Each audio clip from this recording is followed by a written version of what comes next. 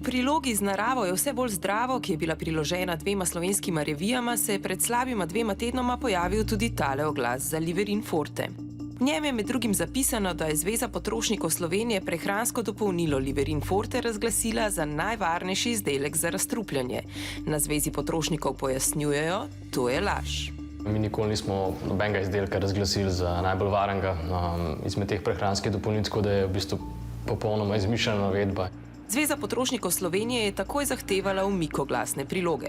Poleg tega smo tudi naredili prijavo, najprej na Tržni inšpektorat. Žal se je izkazalo, da Tržni inšpektorat meni, da ni pristojen za to in je odstopil Zdravstvenemu inšpektoratu. Dejansko je Zveza potrošnikov prijavila to na Tržni inšpektorat, mi pa smo v tem tednu od Tržnega inšpektorata prejeli odstop prijave in smo jo začeli obravnavati. Zdaj upamo, da bojo pač čim prej ukrepali, ker je v bistvu tukaj, da se ukrepa hitro, ne da se prepreči v bistvu nadaljnja distribucija.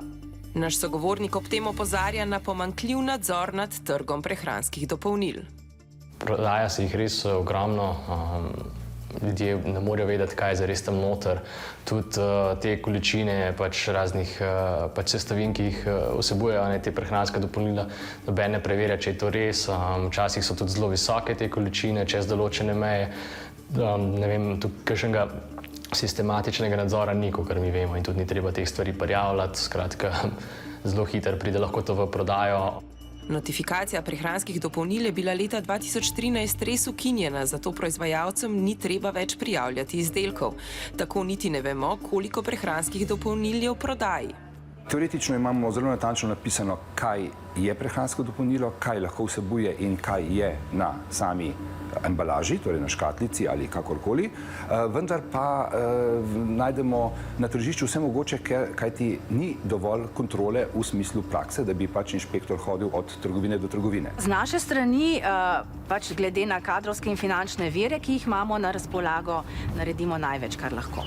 V lanskem letu smo vzeli preko 70 vzorcev prehranskih dopolnil, od tega je bil en vzorec nevaren, to je bilo prehransko dopolnilo za povečanje spolne moči in je vsebovalo ostanke oziroma sestavine, ki so zdravila. Tudi oglaševanje je pa tukaj ključen problem, to pa zaznavamo povsod, tudi v nekih kvazi resnih revijah.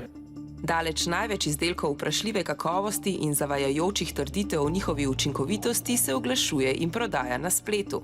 Tam pa praktično ni kontrole in tam se obljubljajo nemogoče čudežne zdravstvene trditve, čudežni učinki in tako naprej. Smo pa že imeli take primere, da so ljudje dobili in ponarejena zdravila in prehranska dopolnila, ki so bila toksična. Tudi če je spletna stran v slovenskem jeziku, če ni naveden ponudnik z imenom in sedežem firme, je tukaj lahko problem. Seznam lekarn, ki so registrirane za izdajo zdravil na spletu in zagotavljajo kakovost izdelkov, lahko potrošniki poiščemo na portalu go.si.